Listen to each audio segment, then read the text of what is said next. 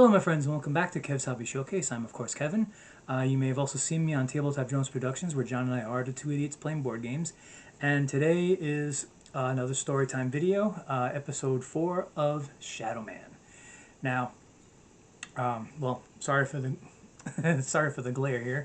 I am reading it off my tablet. I haven't found a better way yet to do this, so I'm just doing it this way. So, in the last episode, we basically got to meet the Puritists. We got to meet, the leaders, Dennis and Helen. I forget the last name already. That made a quick check. Dennis and Helen Walden. Sometimes I forget my own stuff.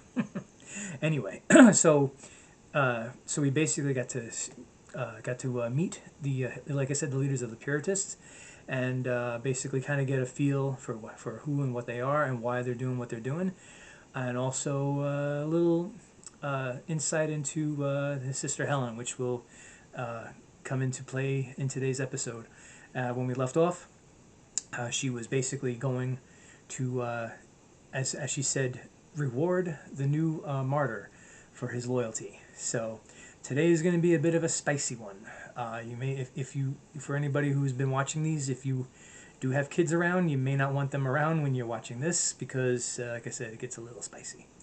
So anyway, without further ado, episode 4 of Shadowman.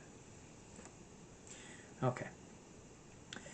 Helen, Helen entered the recovery room to meet the Puritist's newest martyr. The room was a typical sterile medical examining room, all white with the occasional light gray trim. He was 18, lean and muscular, and had a crew-cut hairstyle. He stood when he saw Helen enter and winced a little, still sore from the procedure. As Helen approached him, she saw he stood a half foot taller than her.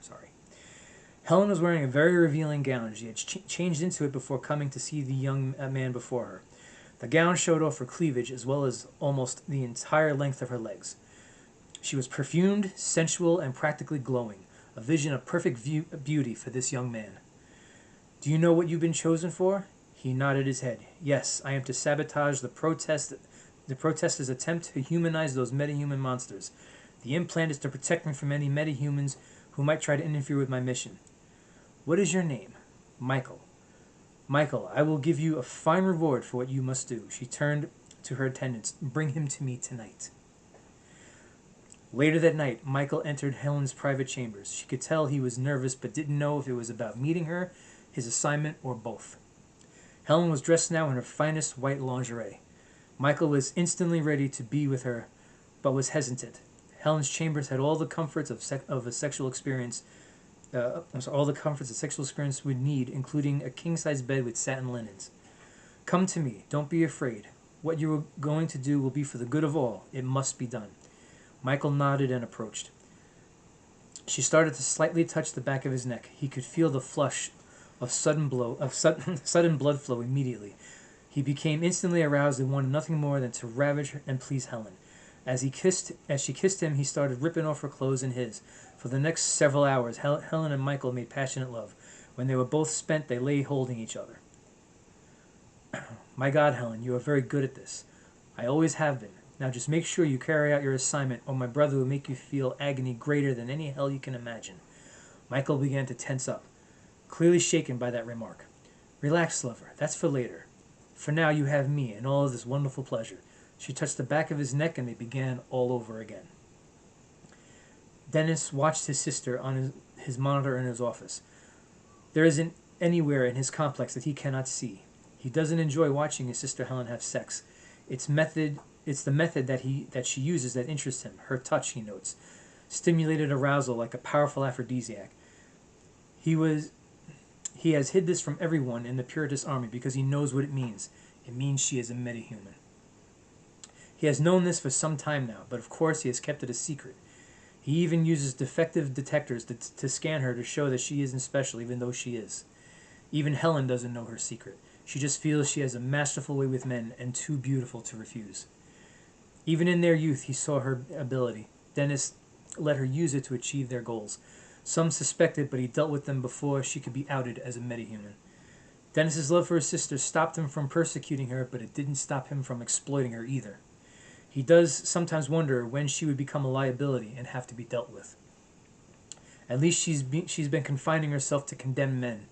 Dead men reveal no secrets, he thinks. As his sister starts all over again, he turns off the monitor. He has seen enough. Activating his intercom, he says to one of his enforcers, "Make sure tomorrow goes as planned. I want no problems to prevent our new martyr from dying." So again, Dennis is left alone with his thoughts and his secrets and his ever-growing concern that one day he might have to kill his own sister. And that ends episode 4. I know that these episodes have been pretty quick. This is something I did write a while ago, and I've been trying to expand on it, but there's only so much you could expand on something you've already done. So anyway, next month, tune in for episode 5, where we go back to the metahumans and we find out we basically find out the team that will be sent back to help take back the country. So please stay tuned, like and subscribe, and share this video as much as possible. Please go to Tabletop Jones Productions and do the same there. We are trying to expand. Normally I say, trying to keep the goals more reasonable, but I'm gonna try to jump a bit. I'd like to try to get to 50 subscribers if at all possible. So like I said, please like, subscribe, and share as much as possible. It's the best way to support the channel, and just enjoy and have a great day, and I will see you again. Take care.